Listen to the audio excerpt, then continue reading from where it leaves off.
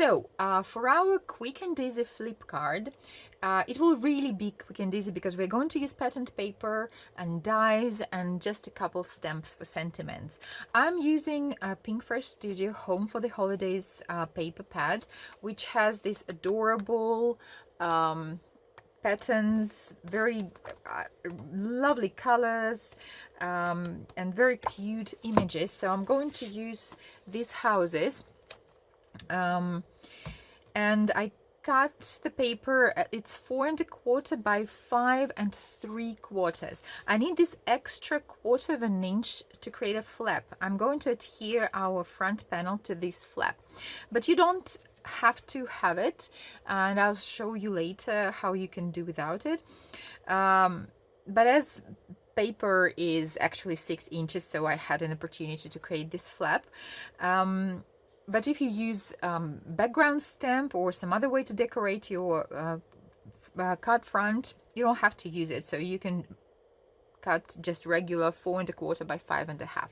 But I have 4 1/4 by 5 3/4. Okay, so I have already this little flap prepared.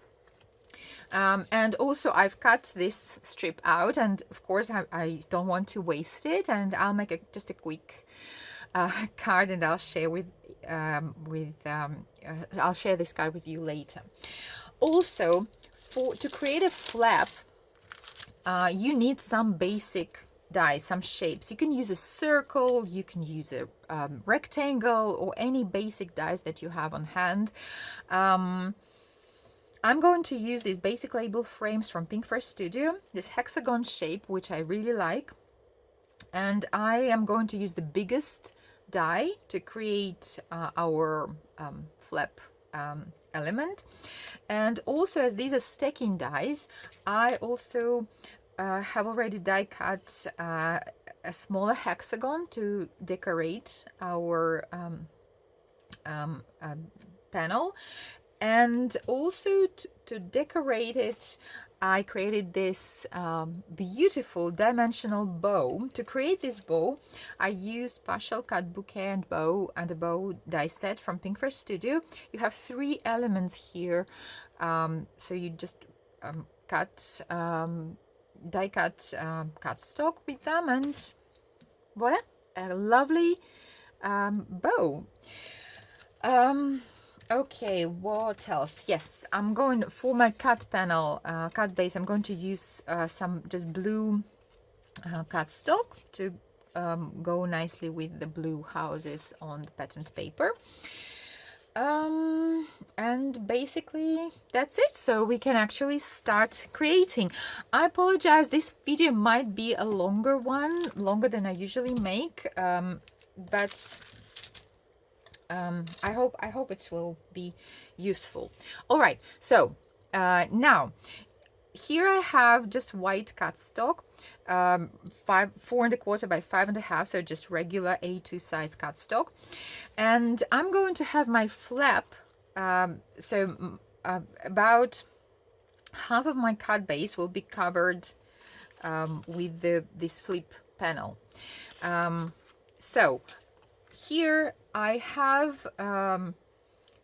drawn a pencil line. I'm not sure if you can see it, but here is a pencil line which is at 2 1/2 inches. So it's 2 1/2 inches, a thin pencil line. So I'm going now to put my hexagon die, so align the edges of the hexagon with my pencil line. And so, and you will do the same with the shape that you're going to use. Yeah, so and so now we're going to do some partial die cutting. So what is partial die cutting? So basically what we have to do, we need to cut the part of our shape which is above the pencil line, and we need to have this intact, right? So to do some partial die cutting. There are a lot of tutorials on YouTube on partial die cutting, and I have also done a card with partial die cutting, and I'll leave a link to the video at the top of the screen. So, but what you need to do, you need to take your cutting panel, and you need to sandwich the part of the die which you want to cut through paper between the cutting panels. So I have this smaller panel, but you can obviously use your regular panel as well. So I want the upper part of my hexagon to cut through paper. So I will sandwich my die. So I will align the edge of my panel plate, sorry, of my cutting plate with my pencil line. Okay, and so this will cut through paper, and this obviously, as there is no pressure here, it will not cut through paper. So I will run it through my die cutting machine, and I will get right back to you.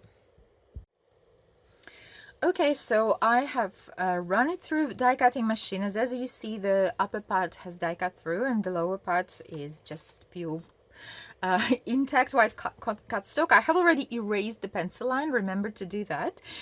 And now I just use my scoring board, and at 2.5, because that's where our pencil line was, at 2.5 I just scored the cut stock up to the cut part and here. Okay, so, and now we can fold it, and this will be our element, folded flip panel, right? So now, as you see, you have this extra 1/2 inch, right? You can use it to create a flap,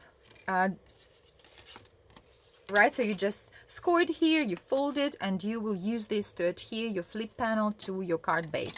But I already have a flip here, not a flip, a flap. Yes, sorry, a flap here, so I don't really need this. I will just cut it off. Okay, so I have heat embossed the sentiment Joy and Cheer from Marion Bright Toy Shop set. And now I'll just decorate my panel, my flip panel, and adhere it to my card base, and our card will be ready.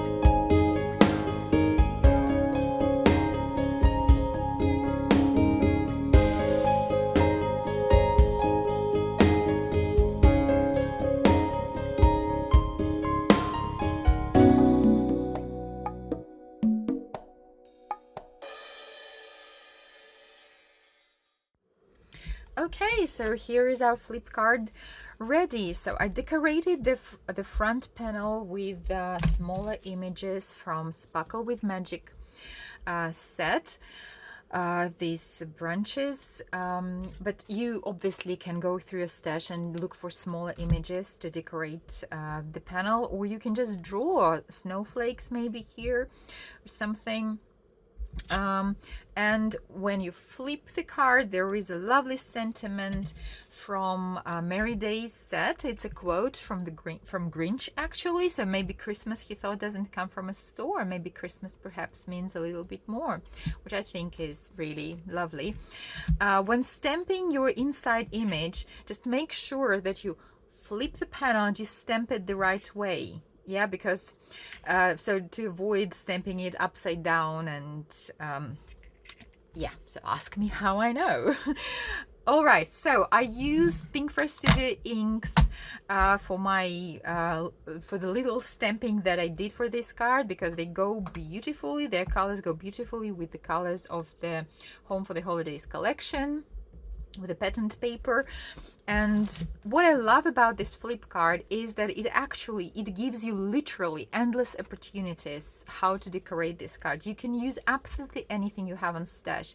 You can use any shapes that you have, and even if you don't have basic shapes, you can just use your X-Acto knife, and this shape will be quite easy to actually cut with your X-Acto knife, with your crafter's knife and metal ruler. And you can use pattern paper, you can use background stamp to decorate this, or you can use basically anything you want to decorate this card. And you can also use a photo of your family on the front panel, or when the recipient flips the card, they can see a lovely picture of your lovely face here, and they can put it on their mantle or on their shelf or on their desk, and this card will make a lovely holiday decoration. So yeah, I hope you like this idea, and we'll give it a try. And also, as I promised, here's a quick card, super quick and easy card I made from their scrap of the pattern paper that I had. To decorate this card, I used some ephemera from Home for the Holidays collection. Again, this is snow globe elements, a lovely set of beautiful elements where you can create snow globes, which is amazing. But I just used this adorable car from this set and these stars, and for the sentiment I again used Merry Days set and heat embossed it in gold, and very simple, very quick card is ready. So thank you very much for your time. I hope you like this idea. I wish you everything. I wish everything is, oh my god, I can't speak, but well, what I'm trying to say is thank you for watching the video, and remember to subscribe to the channel if you haven't done yet so, and have a great day, happy crafting, and see you again soon. Bye.